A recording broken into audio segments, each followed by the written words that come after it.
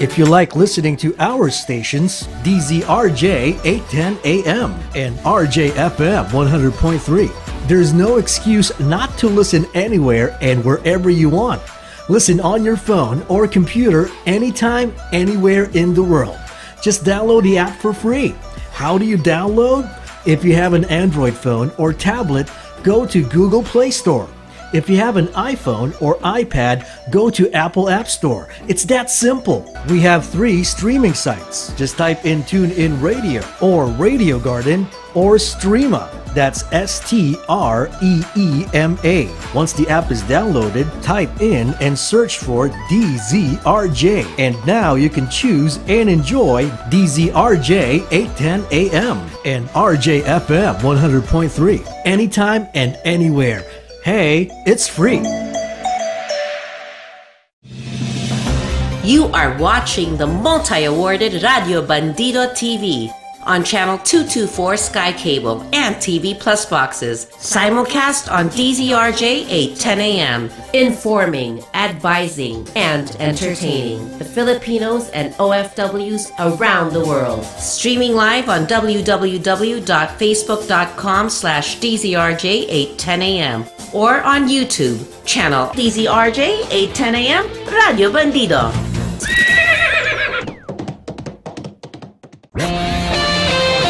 The views and comments of the hosts and guests are not necessarily those of the station.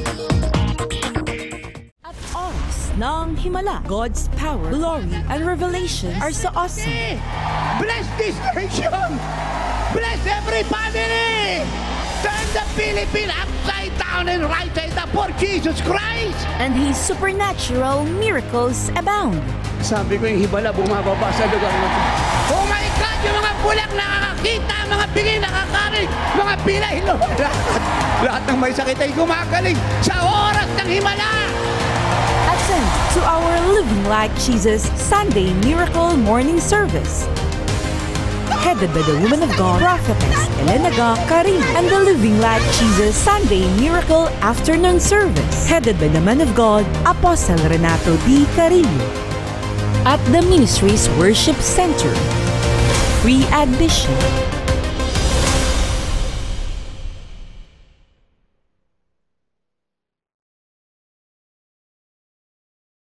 Ang programang ito ay nagpapatuloy dahil sa inyong walang tigil na pagtangkilik, pananalangin at higit sa lahat, katapatan sa pagkakaloob. Maraming salamat po. Pagpalain kayo ng Diyos, ang ating Panginoong Hesukristo. Tonight's episode. May napansin, ito po yung cross. Nakapako ang Lord. Napakaraming tao yung tumingin sa kanya, siya po'y kinurusipay. Nung nakita nila, dalagutan ng hininga, pong ginawa ng marami, nagsitalikod, nagsiuwi. Marami sa kanila hindi naligtas. Pero yung pong senturyon, hindi po siya umalis. Nung lumindol po ang lupa at dumilim ang langit, natagsalita ang Panginoon, Father, into thy hands commit my spirit. Yung pong senturyon na nagbantay sa Lord ay hindi umalis. Naligtas po siya. At siya ay naging follower ni Jesus. Kapag may dinadaanan ng sino man, huwag kang tumakbo, patalikod, palayo sa Lord. Lumapit ka sa Kanya, yakapin mo yung cross.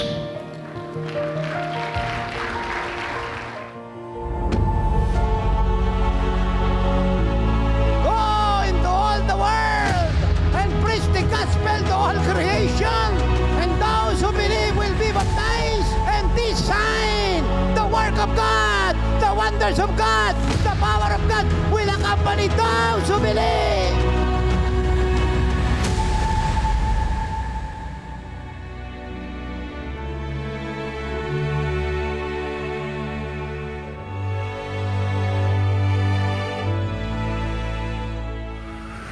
Ika-apat, we will continually do the works of Christ. Tuloy-tuloy po natin gagawin ang mga ginawa ng Lord. Kasi ina-expect niya po yan eh. Nung sinabi niya po sa John 14:12 ang salitang, very truly or verily, verily, I say unto you, whoever believes in me will do the works, will do the works, will do the works I have been doing. And they will do even greater things than this because I am going to the Father.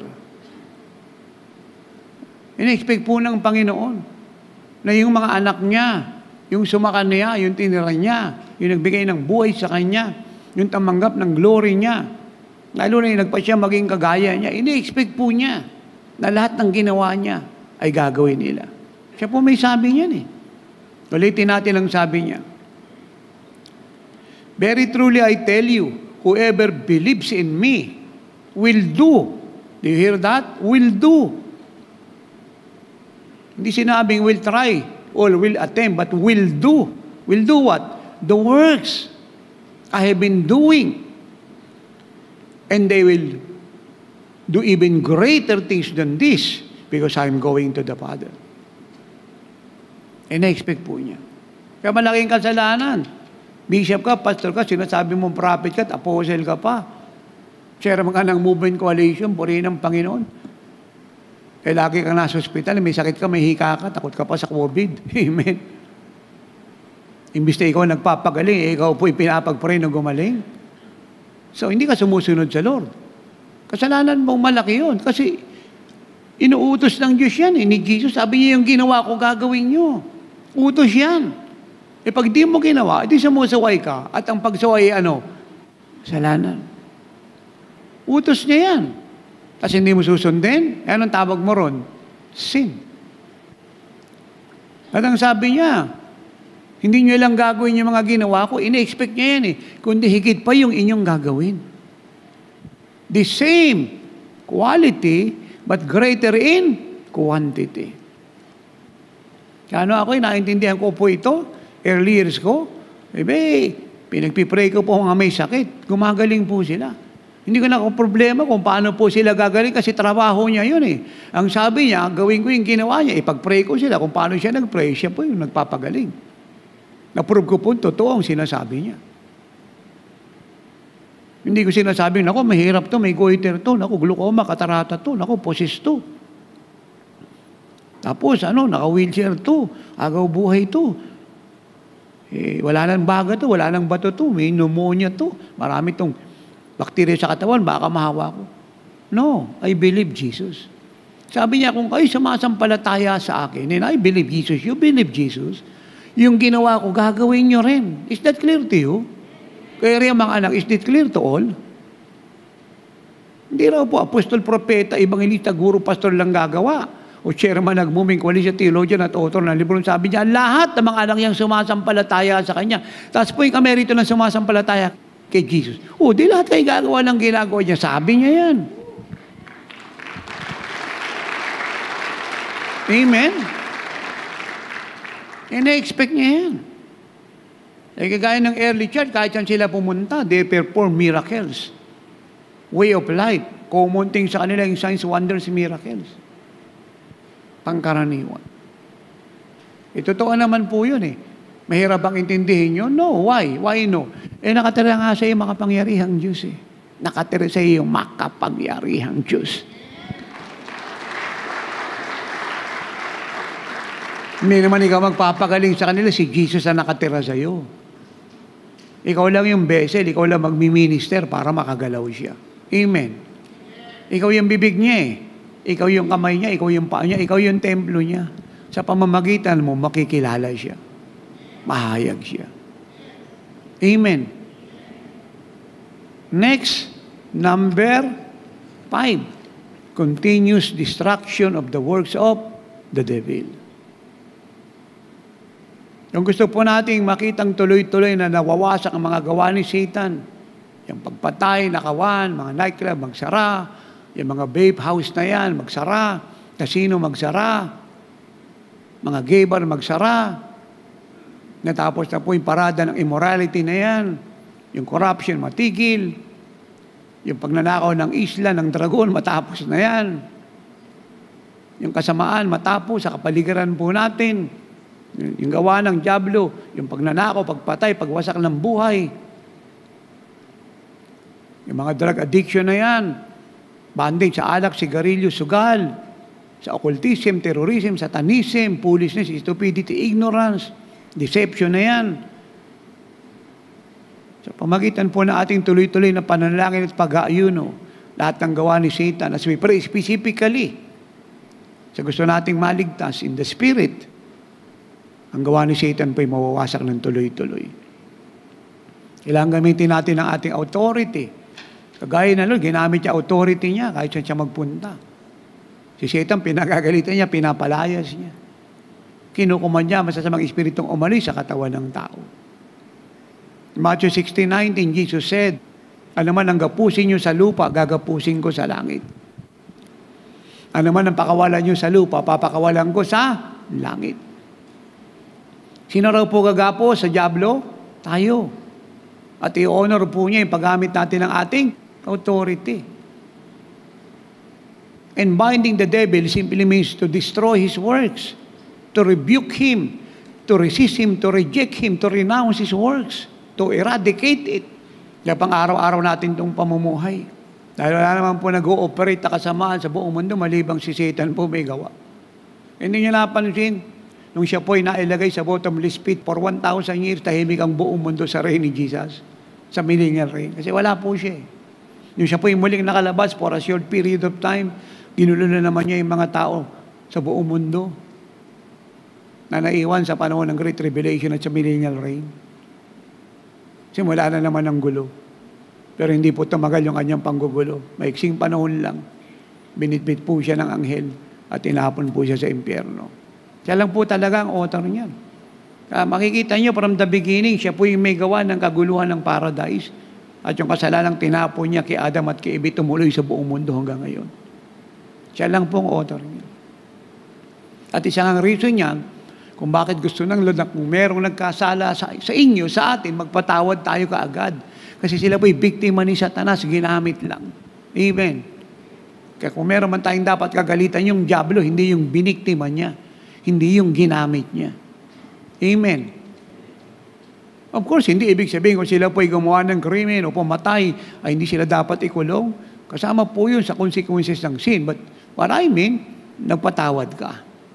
Kaya mo yung batas ang humatol sa kanila, hindi ikaw. Maliwanag po ba yun? Kaya napakagandang maunawaan niyo po yan. Question, Tatay, meron pa po bang ibang agent na pwedeng sumupil kay Satan sa buong mundo? Yung Russia, yung China, yung Iran, yung Iraq, yung Afghanistan, yung Turkey, North Korea, o iba pang bansa, ang NATO, ang Arab countries, ang Amerika kaya, ang UK, ang Western Alliance, meron pa po ba ang United Nations? Anong masasabi mo, tatay? Meron pa po bang may kakayang pigilin si Satan? Wala po kahit isa sa kanila. Biktima rin sila eh. Sino lang ang may kakayahan, tatay? Tingnan mo yung katabi mo, yan o, yan ang sagot. Yan ang sagot. Sabi ko, yan yung sagot o yung katabi mo, ikaw mismo. Walang iba. Walang iba. Tayo lang. Kung sinong anak ng Diyos, siya lang ang may kapangyari, kakayang supilin, pigilin, itali, wakasan, pahirapan, pagalitan, palayasin si Satanas.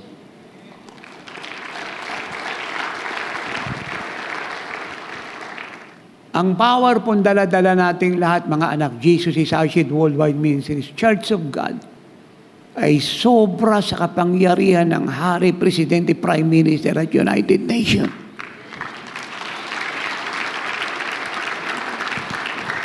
Sila po'y umuupo sa pwesto because they win the election. Pero meron pong period of time ang pag-upo sa ibang bansa, 4 years lang, 2 pong eleksyon yan. Sa iba, 6 years, once lang, siyan po ang Pilipinas. Yung iba naman po, dynasty yan. Mula roon sa hari, pababa sa anak, kaya nga may crown prince, may crown princess, susunod silang king and queen. Pero namamatay po sila at yung kakayahan nila, limited. Doon lang ulo mo sa kingdom nila. Ang UN, kahit siya po yung nag-i-exist, pero yung power niya po, limited. Kasi marami naman bansang member ng UN, hindi naman sumusunod sa laws ng United Nations. Isa na nga po dyan yung China. Member po yan, pati ng United Nations Security Council. Pero hindi niya ino-honor yung arbitral ruling ng UN concerning UNCLOS, United Nations Convention Law of the Sea, na nagsasabing yung 2016, yung West Philippine Sea, yung Ayungin Shoal, yung Bao de Masinloc, nasa exclusive economic zone ng Pilipinas, ayun, ninanakaw niya. Pero nasa United Nations siya, may posisyon pa yan. Kaya tayo lamang po ang kinakatakutan ni Satanas. Kaya mabuhay kayong malinis kagaya ng Panginoon upang yung kinakatakutan niya ay patuloy niyang katakutan hanggang tayo kunin ni Jesus habang panahon makasama siya sa langit. Amen? Ngayon, Old Testament, wala pong magawa si Pero para pigilin ang famine. Si Joseph po ang ginamit ng Lord. Isang youth, hindi nakatapos ng pag-aaral. Na-deport ng kanyang mga kapatid sa Egypt na buhay mag-isa kasama ang Diyos. Si Joseph po ginamit ng Diyos para iligtas ang Egyptian at ang buong mundo. Daniel, siya po nag-interpret ng dreams ni Belshazzar, anak ni Nebuchadnezzar. Siya po naging daan upang tumatag ang reign ni Cyrus at saka ni Darius. Ito po mga taga-Medo Persia na ito. Si Jonah ang naging daan upang ang Nineveh, a great city, ay maalis sa judgment ng Diyos. Mga anak po ito ng Diyos. Si Paul ang naging daan para yung 217 ang sakay ng barko. Nang sila po'y binagyo sa dagat, patungo ng Rome, ay masave. Kaya tayo po ang divine difference sa bawat barangay, bayan, bansa sa ibabaw ng lupa. Upang doon sa kahinaan mo, dahil hindi mo sila pwedeng gapiin sa lakas mo, ay mahayag ang kapangyarihan ko. At malalaman nila, ako'y samasayo.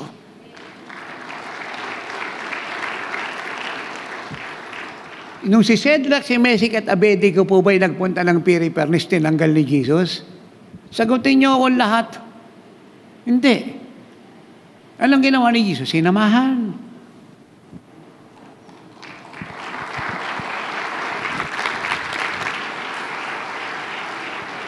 Kaya yung mga nagtuturo dyan ng mga bishop at pastor na nagtuturo ng mali, na nagpipre na tanggalin nila yung persecution niya.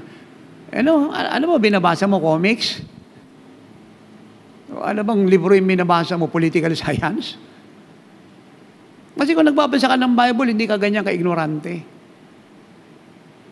Nung si Daniel napunta ng lions den, tinanggal ba ng Diyos si Daniel sa lions den? O nagpadala siya ng angel para yung mga leon ay gawing vegetarian at hindi maging carnivorous? Akong kausap dito.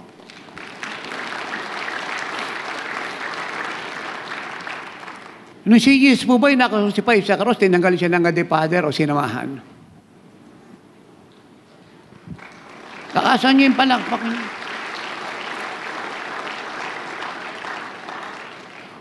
Kaya napakarami pong kapatiran sa iba't ibang fellowship, mahina, malata, dahil mali ang turo. Konting problema yung dinadanas, nagpupul, umaayaw, kasi mali turo. Nagpipray silang tanggalin sila ng Diyos sa dinadaanan nila. Nung hindi tinanggal, nagsipag-backslide. Hindi ka naman talaga tatanggalin eh. Dahil lang Diyos, hindi duwag at hindi tumatakbo sa labanan. Sasamahan ka niya para maging overcomer. At malaman ni Satan, yung na kay Kristo, hindi tumatakbo. Si Satan pinapatakbo. Nakasan niyo yung palakpak niyo. Amen. Kaya ito pong messenger na ito, mga tao po ito. Mensahero. Messenger. As po rito yung amay nung nakakatanggap ng sulat galing sa ibang bansang kamag-anak, kaibigan, kakilala, o postcard kaya. Lahat tayo. Sino po naghahatid po ng mga sulat na pag pumunta ng post office? Sino? Mailman. Anong tawag doon? Mensahero. Ano po ba siya? Sakit o tao? Nakasan nyo yung palakpak nyo. Naku. Alam nyo, ako'y nagpapasalamat sa Lord, binigyan niya po ako ng karunungan kaalaman sa kasulatan. Na bago ako nag-function sa office ko as an apostle at nagpulbla sa office ko, yung katotohanan, tinatak ng Lord sa buhay ko.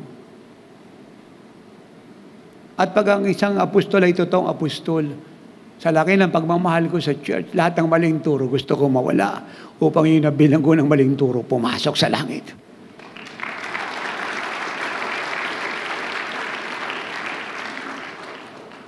Ngayon napansin ng mga totoong apostol hindi nakikipagdebate. In fact, pinagbabawal ni Pablo yun. Basahin niyo po yung sulat niya kay Timoteo, yung pastoral letter niya, pati kay Titus. Yan sabi niya, walang nananalo sa argumento. Pero ang mga apostol po ay ibang sa Bible. Of course not. Paano magiging mga may totoong apostol sa Bible ay kami sumulat ang New Testament? Nakasaan niyo yung palakpak niyo? Alam mo, paano tatay yung mga naghahamon ng debate riyan? Mabuksan niyo yung kasulatan sa talata at kabanata. Mahilig sa debate yan eh. Grupo-grupo yan. Alam mo, paano ito tatay? Paano marirefute yung mga maling turo nila kung hindi ka nakikipagdebate? Paano? Hindi debate ang solusyon para wasakin ang kasinungalingan. Ano solusyon? Preach the truth. Wala akong kausap dito. Lakasan nyo yung palakpak nyo, nako. Amen? Demonstrate the power of God. Wala akong kausap dito. Kaya magpasalamat po ang sino mo pag siya po'y dumadanas sa maraming pagsubok. Dahil doon, ahayag ang kapangyarihan ng Diyos sa buhay mo. Wala akong kausap dito. Doon mo malalaman na hindi kanya pinapabayaan. At doon mo malalaman na walang gawa ang diablo mananaig laban sa'yo. Kasi si Kristo sumasa ay milyong ulit na higit kaysa diablo sa mundong ito.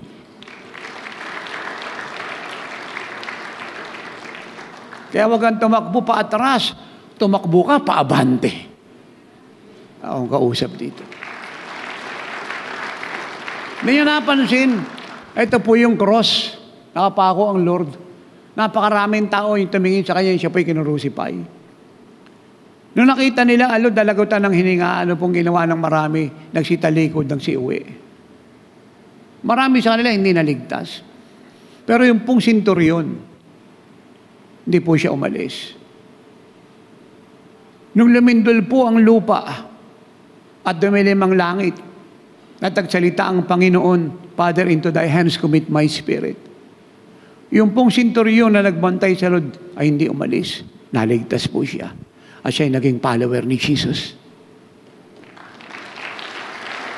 Kapag may dinadaanan ng sino man, huwag kang tumakbo, patalikod, palayo sa Lord.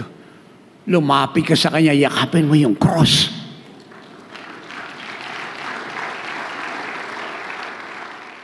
Naintindihan niyo po yun? Bakit walang baklang pumapasok sa langit at tomboy? Bakit walang bakla?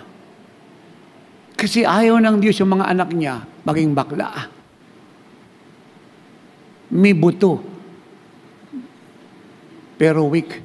May laman, pero mahina. Ayaw niya na mga anak niya tumatakbo sa labanan. Kasi mapapahiya siya.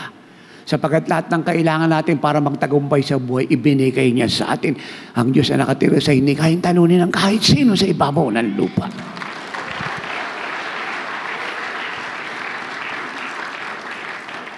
Amen? Yun ang natutuhan ko sa Lord ng early years ko.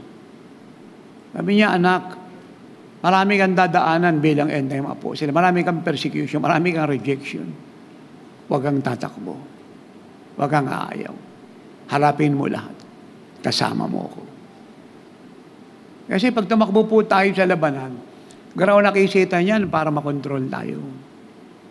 Eh, hindi tatay, umuuwol yung diablo. Ganito po natin to ilagay. Ang sabi po ng 1 Peter 5:8, si Satan po'y kagaya ng roaring lion. Roaring lion, umuungol. Hindi po ba ang lion po ang siga sa kagubatan? Tama po ba yon? Pag umuungol na po yung leon, kahit siya nandoon, narinig po ng mga hayop doon sa gubat na umuungol ang leon, yung mga hayop nagtatakbuhan na. Kasi siya po yung king of the jungle. Is that correct? Kaya ang problema po na maraming natatakot po sa leon at mga kapatiran takot kay Satan, hindi nila alam ang katotohanan ito. The more ang leon ay tumatanda, the more siya po'y nabubungi. At kahit umuulang matandang leon, wala na siyang power para kagating ka kasi siya po'y bungi na. Kahit umuul siya riyan, wala na siyang power para kagating ka. Kaya huwag kang matakot. Harapin mo siya, sampalin mo siya. Kasi bungi na yung leon, powerless. Lakasan niyo yung palakpak niyo. Ay, nang pumalakpak mga tao rito. At ang katakutan po ng lahat, hindi si Satan na nagaan yung leon. Ang katakutan nila ay ang totoong leon si Jesus Christ mula sa tribo ni Juda. Napag ang Lord po nagsalita, kunsing salita ang langit, lupa at impyerno nauuga. Yung mga bundok nagigiba. Wala akong kausap dito. Yung dagat nahahati. Yung lahat ng hari nagtatago sa chamber. Isang ungol ng leon mula sa tribo ni Juda, ang lahat ng masasamang espiritu ay bumabalik sa impyerno sa takot.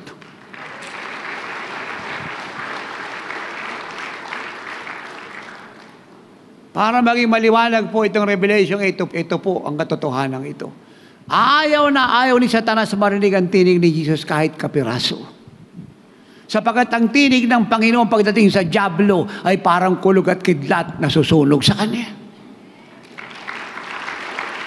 At sa kamangmangan ng dyablo, kahit ayaw niyang marinig ang tinig ng Lord direct, ay hindi po niya magawang pigilin. Kasi tayo pong lahat na tinira ng Panginoon ay tinig ni Jesus. Patay si Satanas at ang mga demonyo sa impyerno.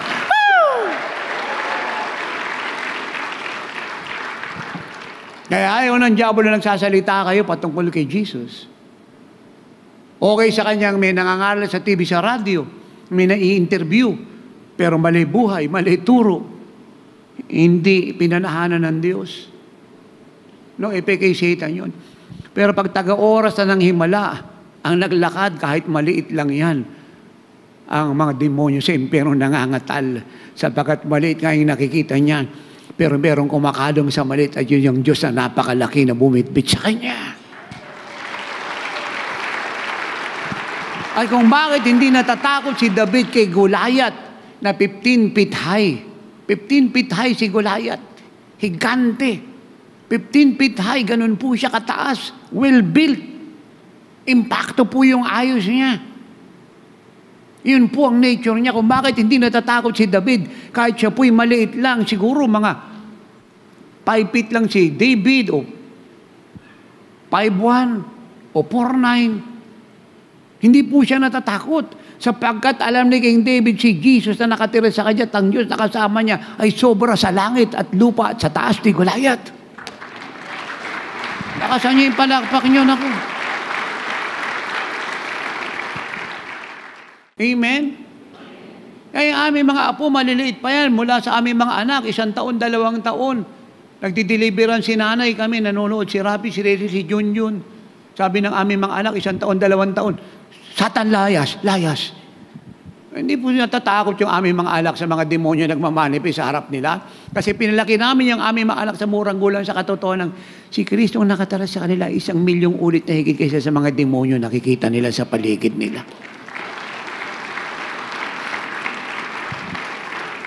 Hindi nyo napansin dito. Lalakad pa lang si tatay. O ano nangyari sa kanya pag napatapat sa akin in-interview, sabi ng interview.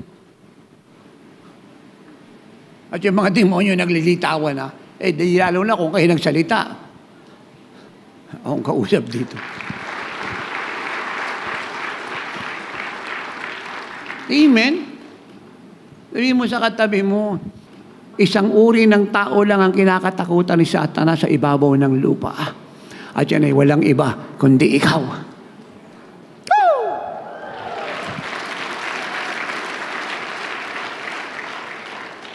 Eh tatay, hindi ba yung mga kapatid sa iba't ibang fellowship tumanggap din sa Lord? I know. Di ba nagbabasa ng Bible? I know. Hindi ba may mga fellowship? I know. I agree. Hindi ba takot si Satan sa kanila? Pag hindi sila baptized ng Holy Spirit, si Satanas hindi natatakot. At pag hindi sila nabubuhay sa authority, si Satanas hindi natatakot. At pag sila po'y nasa kasalanan, tawan-tawa ang dyablo sapagkat silang lahat ay biktima ni Satanas. Lakasan niyo yung palakpak niyo. At isa pong malaking dahilan yan kung bakit pag may nagkasala na bishop at pastor at so-called prophet at so-called apostle, evangelist, teacher, elder, deacon, at mga anak niya sa iba't ibang fellowship, movement, coalition, denomination, ay gusto niya magsisika agad ng kasalanan, wag lang patagalin, sapagkat ayaw niya yung kontrol ni Satan sa kanila ay lumaki. Ibig niya kaagad pag sila nagkasala ay humingi ng tawad at magbago upang yung gawa ni Satanas ay maputol at yung kalayaan nila ay dumating sa kasakdalan. Nakasan niyo yung palakpak niyo. Amen? Walang naliligtas sa debate. Sa katotohanan lahat. Ito po ang sabi ni Paul in 1 Corinthians 2, 1-5. And I, brethren, when I came to you, ito po ay Corinth, mayamang bansa, matatalino tao rito, marurunong, mga orator, lawyer, business people, mga prominenteng tao, matatalino po ang tao sa Corinth, did not come with excellence of speech. Take note of that word, excellence of speech, or of wisdom, declaring to you the testimony of God. Yung wisdom dito, wisdom ng tao, bunga ng marami niyang pinag-aralan. At si Pablo, isa po ron. Kasi si Pablo, hindi lang to Roman citizen. Sobra talino niya. Nag-aaral ito ron sa eskwelahan ni Tyrannus. Nung panahon po ngayon, yung po welong school sa buong mundo, na pag nag-aaral ka dyan ng isabing prominenteng tao ka at sobra talino mo. Isa po si Paul sa estudyante. In fact, siya po ang susunod na notable scholar kay Gamaliel. Kasi si Gamaliel, high-ranking religious leader kasama sa Sanhedrin. Respected dahil sa talino po niya, karunungan. Si Paul po ay susunod sa kanya. Ganyan po siya karunong. Kaya hindi niya napansin pag siya pa'y pumapasok ng temple sa Greece, sa Corinth, sa mga synagogue, nakikipag-usap siya, ina-explain niya ang scripture kung sino si Jesus. At wala makapag-refute sa kanya dahil sobrang karunungan niya. Alam niya kung sandalin ang usapan at alam niya kung paano i-refute ang mga matatalinong kausap niya. Pero sabi niya, I don't use that when I come to you, Corinth. That excellence of speech or of wisdom declaring to you the testimony of God. Verse 2, for I determine not to know anything among you except Jesus Christ and Him crucified. He's talking about the cross. I was with you in weakness, in fear, and in much trembling. Hindi po niya sinasabing weakness, kagaya ng sinasabi po na maraming bishop at pastor na nabubuhay sa sila at puro weakness. Lagi nangangalo niya, lagi nakikiapit, lagi nagnanako ng tetino, pinainom ng alak, naninigarilyo, pangit o gali, mga weakness. Hindi po yun ang sinasabi niyang weakness. Na sa kanyang sarili pong kakaya, hindi siya nag-rely. The same pa rin po yun doon sa 2 Corinthians 12:7 pababa. Kasi kung siya po yung mag-rely sa kanyang sarili yung kakayahan, siya po malulawalhati. Hindi si Jesus. And sabi niya sa Galatians 2:20, I've been crucified with Christ. Nevertheless, I live, yet not I, but Christ lives in me. And the life that I live in the flesh, I live by the faith of the Son of God who loves me and gave Himself for me. So, ang kinabubuhay niya si Jesus. Amen. 1 Corinthians 1:31, I boast in the Lord. Ang pinagmamalaki niya si Jesus, hindi yung pinag-aralan niya. Masama bang mag-aral? Of course not. Dapat lahat po ay nag-aaral. Pero ang pinagmalaki ni Paul, kahit siya po scholar, matalinong tao, well-known sa buong mundo, ang pinagmalaki niya, hindi pinag-aralan niya, si Kristo. Na sobrang kapangyarihan, tikit ang karunong kaysa pinag-aralan niya. Amen. Kaya sabi niya in Galatians 6:14, I glory on the cross of the Lord Jesus Christ. Now, before we proceed, let me ask you a question. Bakit sa cross po siya nag-glory? Bakit yung cross ang pinagmamalaki niya? Hindi pinag-aralan niya kasi hindi naman siya naligtas ng pinag-aralan niya. Hindi siya napagaling. Hindi na bago buhay niya. Pero yung cross, yung suffering ni Jesus sa cross, niligtas siya. Binago siya. Binigyan siya ng kapayapaan. Ginawa siyang dakilang apostol. Kaya ang pinagmamalaki niya, hindi yung pinag-aralan niya, kundi yung ginawa ni Jesus sa cross. I was with you in weakness, in fear, and in much trembling. Verse 4. In my speech, the apostle said, and my preaching were not with persuasive words of human wisdom, but in demonstration, hallelujah, of the Spirit and of power, that your faith should not be in the wisdom or education of men, but in the power of God.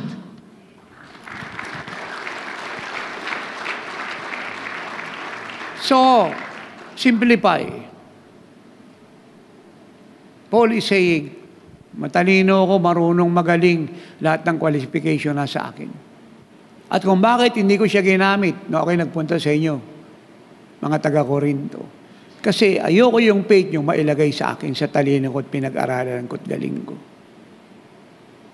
Kundi ang ginawa ko sa inyo na ako'y nagpuntay, dinisplay ko yung power ni Jesus. Yung mga patay binuhay ko.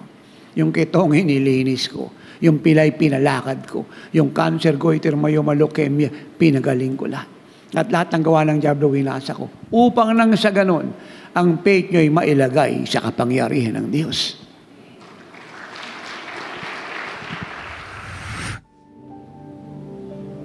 Nagpasalamat po tayo sa Diyos na nakarating kayo sa tamang tao, tamang turo, tamang ministeryo. Alam niyo po kasi mga minamahal, mga anak, Church of God sa bayan ng Pilipino, pag pinag-usapan po ang kaligtasan ng eternal life, ang eternity, dapat ang pinakikinggan niyo at pinuntahan niyo at pinaglagay ng Diyos sa inyo ay sigurado. And I prophesy, ayaw po ng marami nang sasabihin ko, lahat po ng mga kapatiran sa iba't ibang fellowship na gutom at uhaw at naghahanap ng katotohanan, sa gusto ng namumuno sa kanila, idadali ng Diyos kay Tatay Apostol sa oras ng himala. Don't forget that prophecy.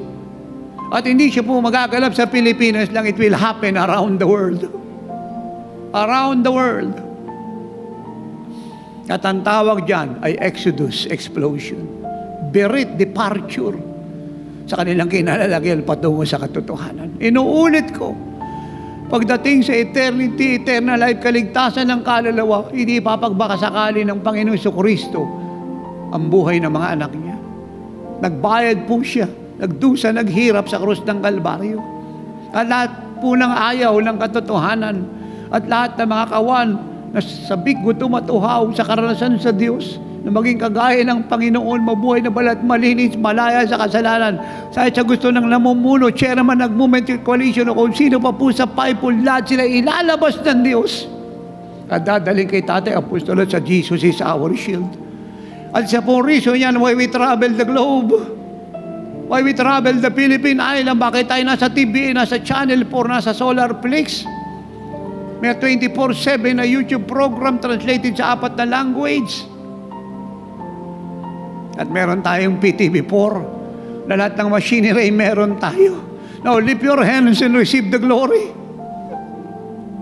Barabaka, Shebekoko, Lelekataka. The bride belongs to the bridegroom.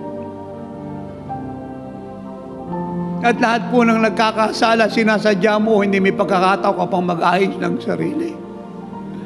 Ay kung meron po ritong bagong dalo, kasama po kayo roon sa binanggit kong nabubuhay sa kasalanan, takbo po sa harap at humingi tayo ng tawad sa Diyos. Papangunahan ko po kayo para pumasok kayo sa langit. Lalo na kung kayo po may sakit at karamdaman. At yung hindi naman po tatakbo sa harapan, manatili kayo sa inyong kinatatayuan.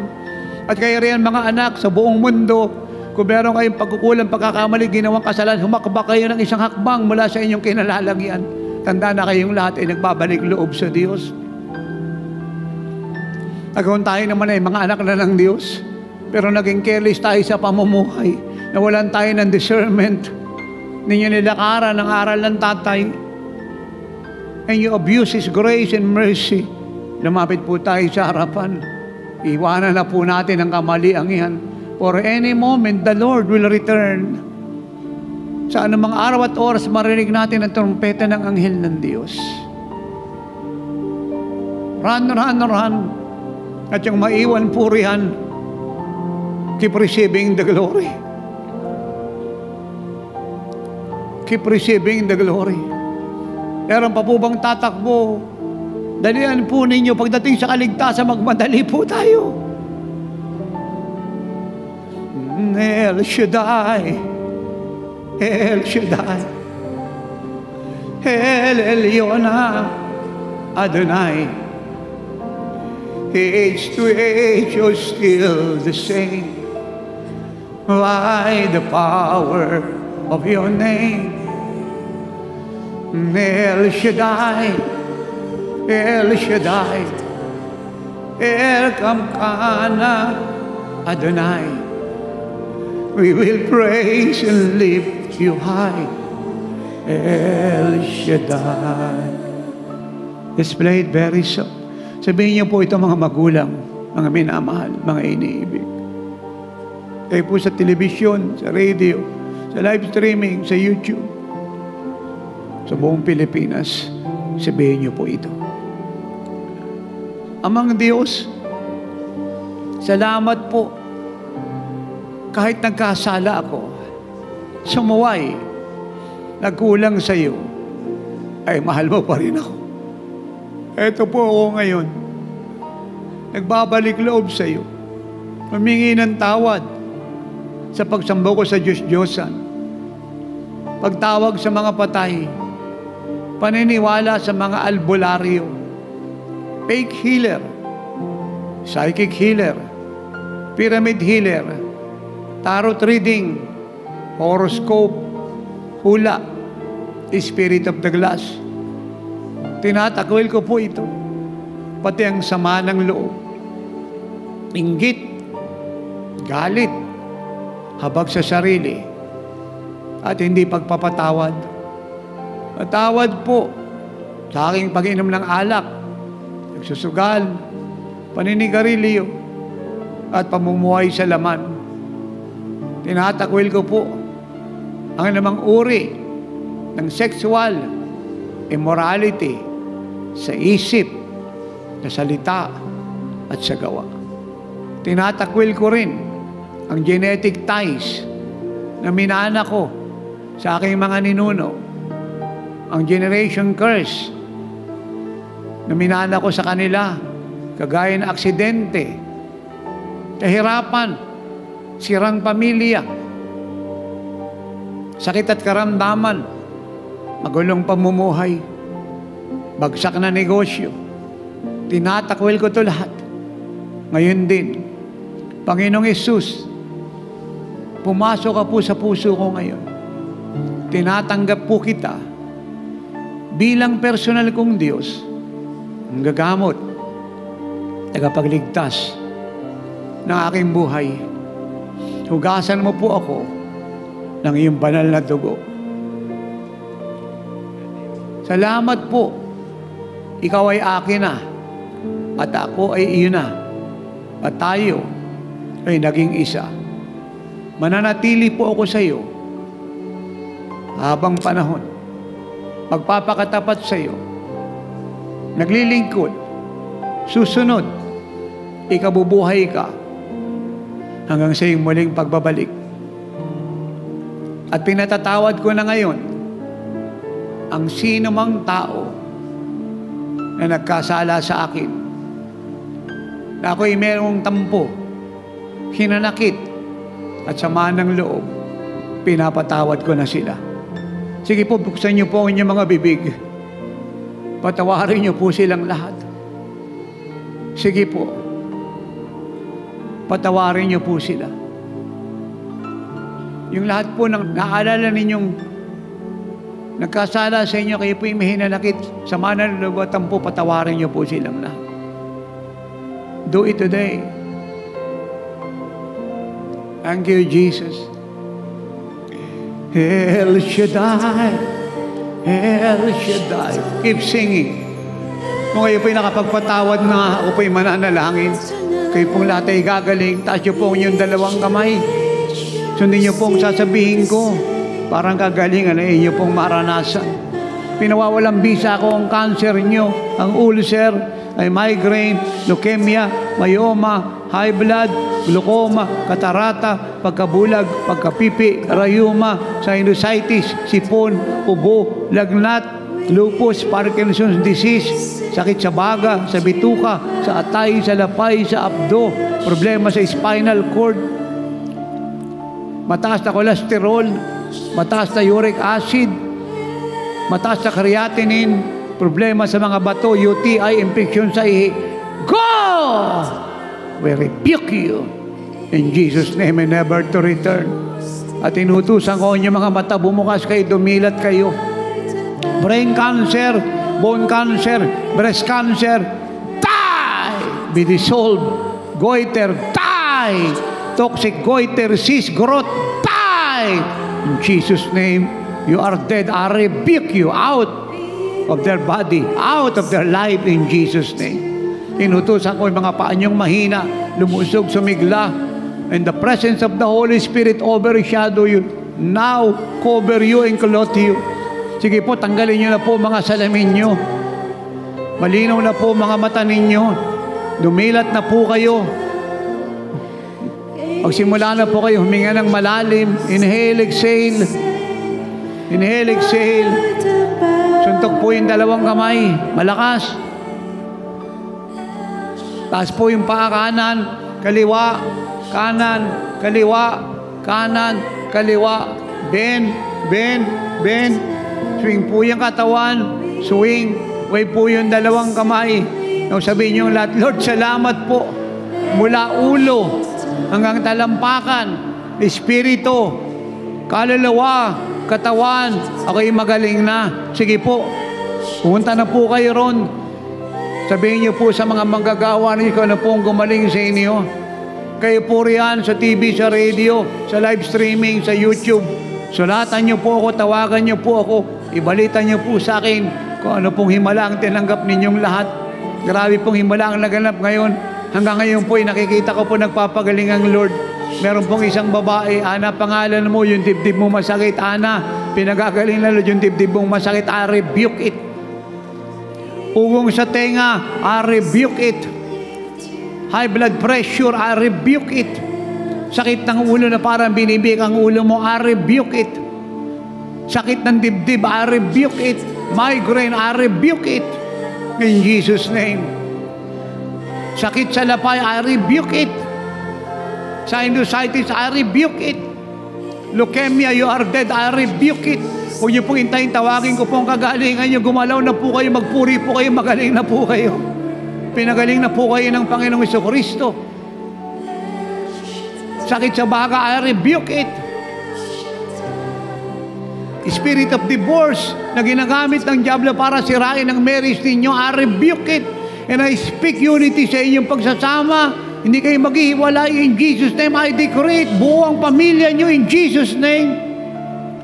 Drug addiction, I rebuke it. Spirit of lust, sa pornography, sa lahat ng basurang picture sa Facebook, I rebuke it. And I speak freedom to you. Ikaw alipin ng pornography at ng lust. You are free in Jesus' name. Your bondage is broken tonight in Jesus' name. Ikarama makataka. Spirit of covetousness, I rebuke you. Spirit of fornication, I rebuke you. Spirit of adultery and idolatry, I rebuke you.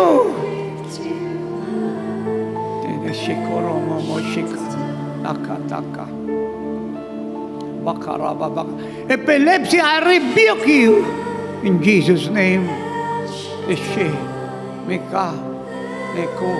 Ulcer, I rebuke you in Jesus' name.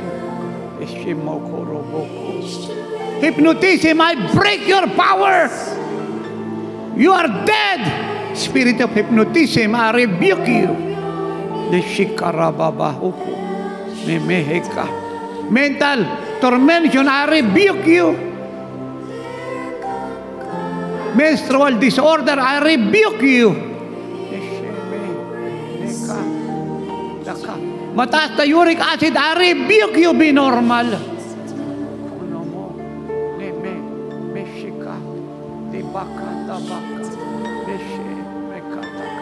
breast cancer, die! I rebuke you.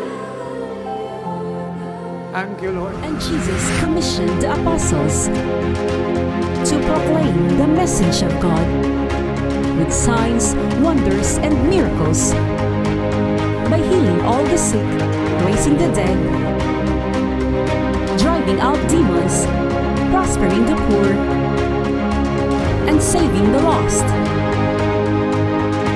Witness the miraculous works of God. Signs, wonders, and miracles. Likod na Diyos, si nanay po ay galing pa po sa Pampanga po. At ayon po sa kanya, 11 years ago, siya daw po ay nadulas. At bunga po nito ay na-dislocate po ang kanyang pareho pong mga paa. At ayon po sa kanyang pong kasama, si nanay po ay 11 years na pong hindi po nakakalakad mag-isa. At pag ito daw po ay tumatayo, nanginginig daw po ito sa hirap. Pero ngayon po si nanay po ay nagpapasalamat, umiiyak, dahil ayon po sa kanya, first time niya lamang pong nakalakad po, na wala pong kahirap-hirap. At sa ating pong harapan, ang Diyos po ay instantly pinagaling po ang buhay po ni nanay. Nanay, sige po, enjoy your health. Thank you po, Panginoon. Salamat po, Panginoon. Tagal ko na po inihiling po, Lord. Salamat po sa lahat po marami sa binigay mong himala sa araw na ito. Panginoon. Kayong lahat na riyan, pumalakpak kayo ng malakas. Do you see that? Thank you, Jesus. Thank you, Lord. What a joy to see what the Lord has done to her. Sino po nagpagaling sa inyo, nanay? Lord, thank you po, Lord. Si Jesus. Ang ating Panginoong Jesus. Salamat po ng marami sa himalang pinagkaloob mo ngayong araw na ito. God bless you po. Lingkod ng Diyos, si ate po'y galing po ng Taguig at first timer po siya sa lugar pong ito. Siya po'y bunga ng telebisyon. Sa ngayon po sa kanya, meron po siyang breast cancer at simula po September, ito daw po'y nagsimulang lumaki ng lumaki at ito daw po'y makirot at masakit. Sa sobrang kirot po nito, hindi niya po natataas ang kanyang braso, hindi niya po kayang pumalakpak, hindi niya po ito nagagalaw. Pero ngayon po, wala na daw pong kirot, wala na daw pong sakit, nagagalaw niya daw po yung kanyang braso, nakakapagpalakpak na po siya. Siya po'y naniniwala, yung breast cancer po pinatay na ng ating pong Diyos na buhay. Taas niyo po yung dalawang kamay. Dati hindi niyo nagagawa yan. Opo, masakit Kasi po. masakit, palakpak malakas. Iswing niyo po yung inyong kamay. Swing. Alam niyo po, pag may breast cancer ka, masakit talaga eh. Pero ito po, heal na po ito. Ilang uli ko pong kinot po yung breast cancer. Patay na po ito. Sabi ko, patay na po ito. Sino po nagpagaling ng breast cancer nyo? Ang Panginoong Jesus po. Palakpakan po natin si Jesus. Man of God, si Kuya naman po ay first timer rin po sa dakong lugar na ito. Sa ngayon po sa kanya, meron daw po siyang sakit po sa baga. Katunayan po, isang baga na lang po yung gumagana kay Kuya dahil yung isa raw po ay nalusaw na po. At dahil po rito, lagi po siyang nahirapan huminga, hinihingal. Ngunit kanina po, pagkatapos po na sumabay sa pananalangin, pinatalon ko po siya, nakakatalon po si Kuya. Hindi na po siya hinahingal at yung kanya po mga mata na malabo ay lumiwanag. Siya po ay pinagaling ng ating Diyos na buhay. Ito po yung kanina ko pa po kinakot eh. At marami pa po ako nakitang pinagaling ng Lord kanina. Kaya kahit di ko po nakot po yung inyong karamdaman, hanggang ngayon po yung nagpapagaling siya.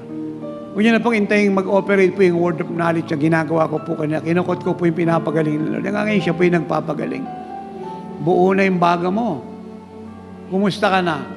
Okay na po. Ano pakiramdam mo sa likod mo? Malakas na po ako. Naniniwala kang buo na baga mo?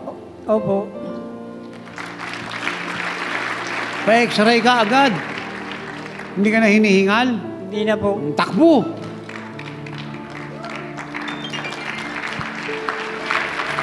Amen! Lakasan nyo, ipalakpak nyo riyan. Saan ka nakatira? Saan ka nakatira? Sa Valenzuela po. Paano mo rito nalaman? Nanood po kami sa TV5. Lagi po namin napapanood. Salamat po sa lahat na nagbibigay po sa television. Nagpalain po kayo ng Lord. God bless you. God is so good. God is so gracious.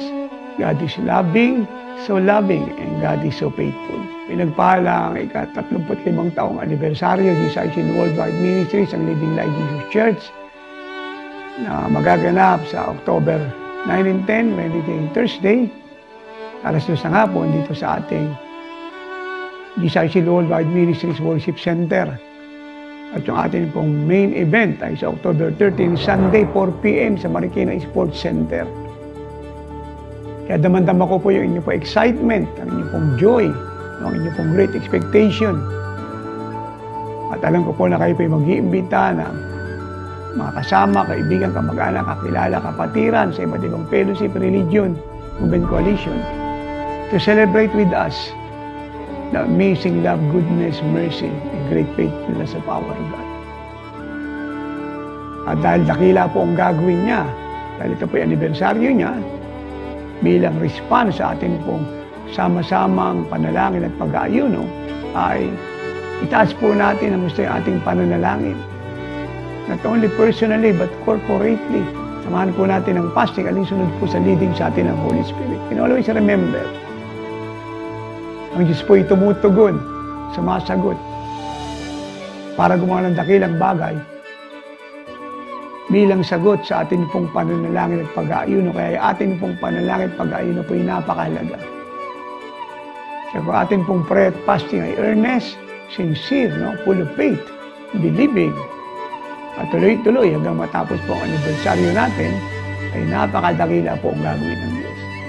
Siya po'y magiging remarkable, amazing, unprecedented, miraculous, glorifying to God, at makakakita po tayo ng maraming notable, incredible, remarkable, unforgettable signs, wonders, and miracles.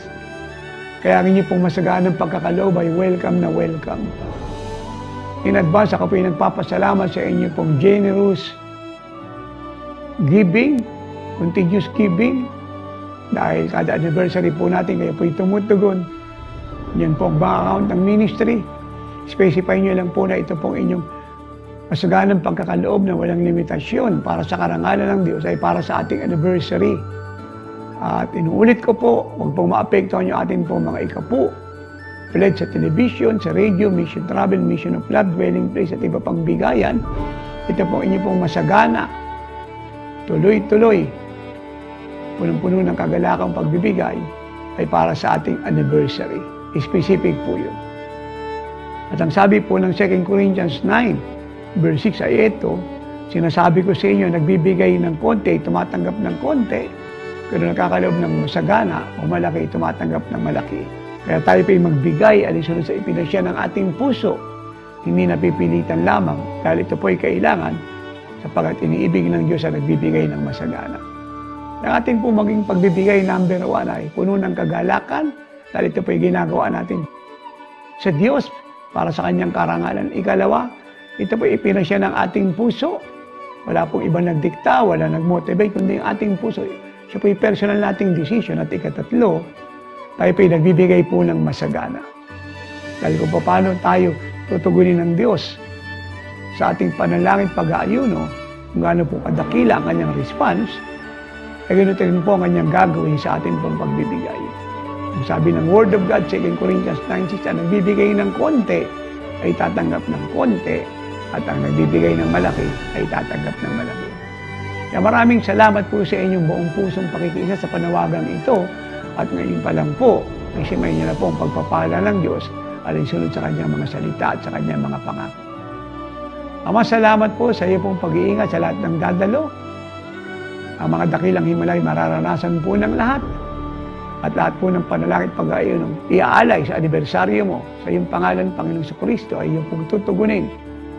At ngayon pa lang po, ipagpalain mo na ang nagpasyang magbigay ng may kagalakan, ng kusang loob at masagana upang malaman nila na wala nagbigay sa iyo ang nalugi o nila ay sumagana. So receive the prophetic word, receive the promised blessings of God through His word,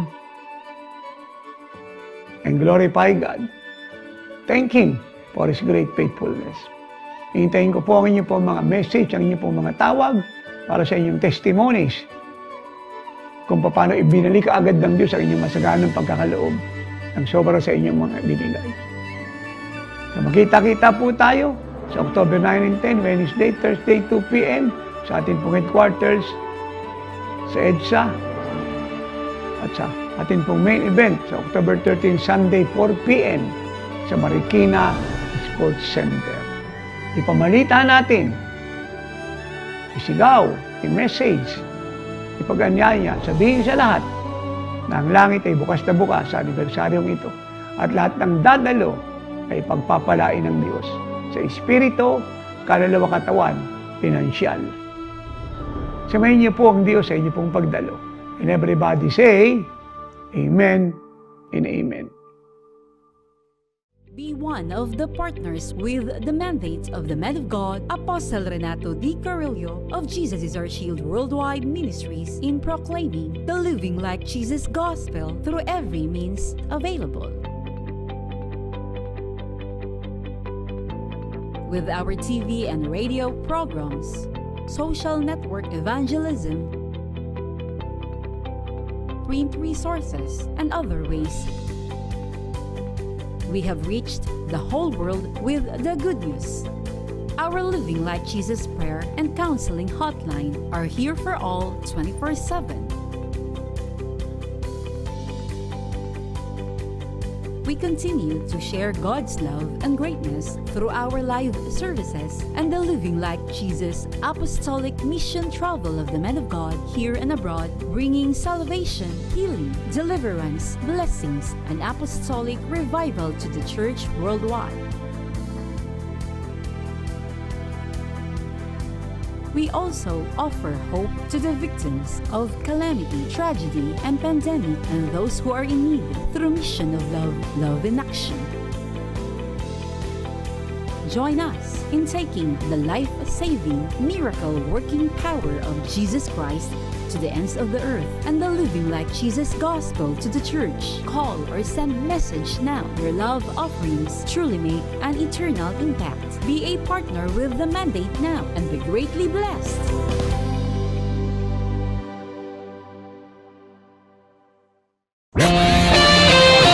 The views and comments of the hosts and guests are not necessarily those of the station. You are watching the multi-awarded Radio Bandido TV on Channel 224 Sky Cable and TV Plus boxes. Simulcast on DZRJ 8:10 a.m. Informing, advising, and entertaining the Filipinos and OFWs around the world. Streaming live on www.facebook.com/DZRJ 8:10 a.m. or on YouTube, channel DZRJ 8:10 a.m. Radio Bandido.